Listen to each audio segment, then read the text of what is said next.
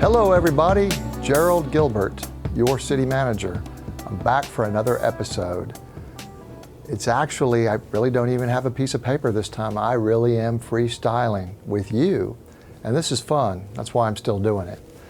Hey, I don't know if you can hear it or not, but there's a lot of activity going on outside the communications building.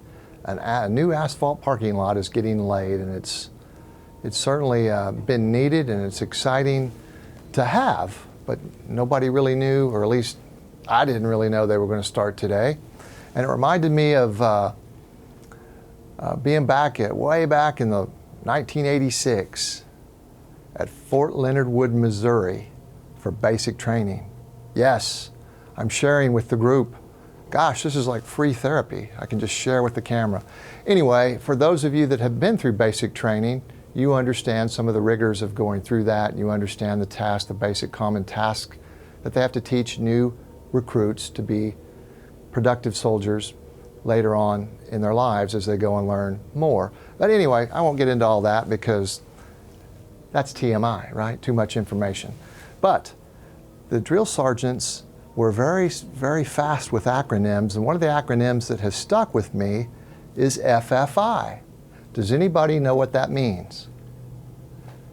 Well, what we were instructed that it meant was failure to follow instructions, failure to follow instructions. And that's something that, man, I still see it happening all the time. And I think if everybody had had the benefit of going to basic training, maybe we'd all be better rules followers. So anyway, that just comes to mind because didn't know the asphalt people were going to be here today, and actually I think they were supposed to start at the airport. But hey, it's all good. It's great progress here. For those at the airport that know that the city started on a temporary parking lot some time ago, that's going to get finished soon. Probably starting next week or however long it takes to do this parking lot here at Communications. But you might try that with your kids, try that with your spouse or significant other. I do have listening problems, Denise. If you're listening, an FFI, failure to follow instructions. So that is a common issue, and it seems to impact, well, I won't speak generally, I will speak for me, and I happen to be a male, but sometimes I don't listen as well as I should, so I fail to follow instructions. Anyway, enough on that.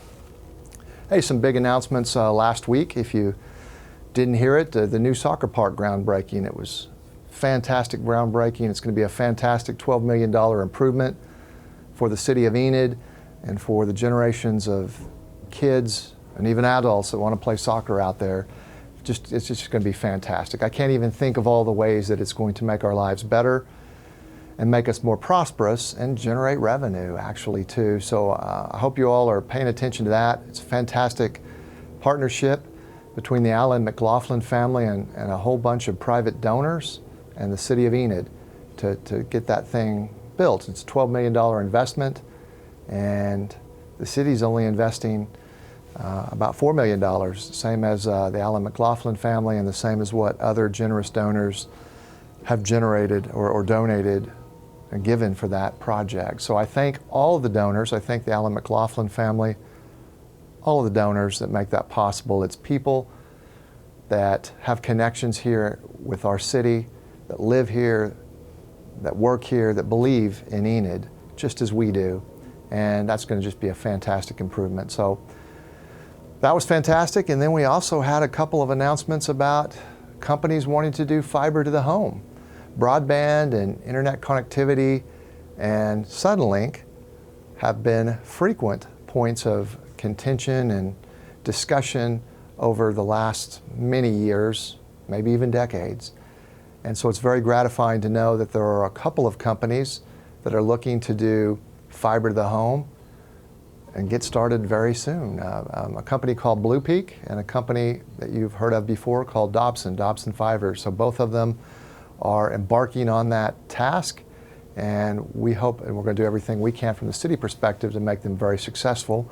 And I know you, as customers, will do everything you can. One of the things that I've heard at City Hall from my very own assistant city manager, Scott Morris, who's doing a fantastic job, as you guys know, he has mentioned whoever gets there firstest and fastest gets his business, and I think that's probably how it will work for a lot of people in town, but it's fantastic. Now, a complete build out of fiber in the city, well, that takes a while. That takes 2 to 3 years, we think, and that's what the companies are telling us.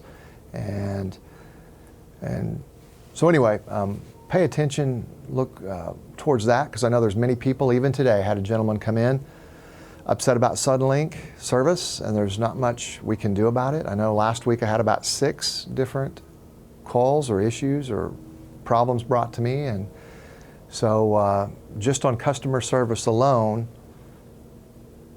another company should be able to prosper greatly. So that's good news about that.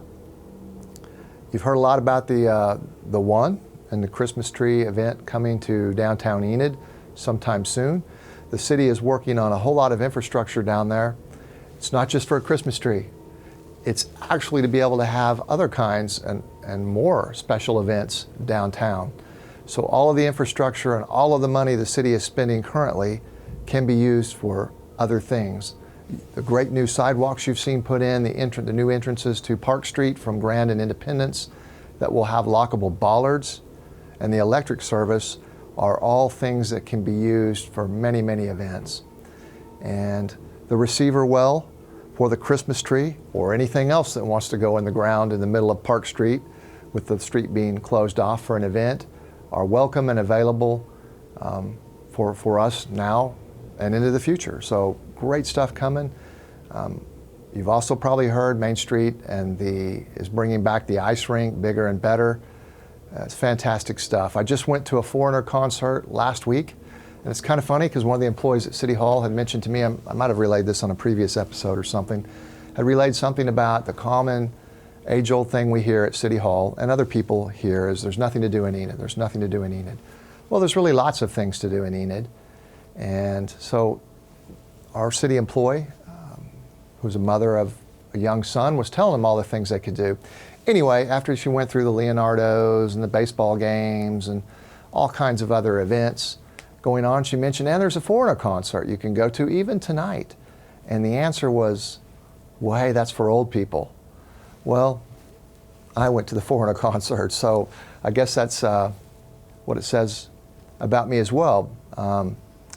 But the discerning, experienced people in life, many of them were there listening to those greatest hits of Foreigner. It was a great time. There was a very large turnout, and I'm very happy to say it appears to have been very successful. Anytime you go in and support an event in downtown Enid at the Stride Bank Center, or you encourage your friends from out of town or folks to come, that supports what we're doing. It supports quality of life in Enid, Oklahoma, and it supports helping that building be self-sufficient down there and helping that hotel if they're out of town guests or need a place to stay. So anyway, I thought I would just visit about that, and I think that's all I have for right now. We're early into August and a lot of hot weather left, but fall weather's coming. So I appreciate all the efforts of everybody in town, individually and in organizations and in businesses that make this city a great place to live. So thanks a bunch. I'll see you around in a future episode, and see you soon. Bye.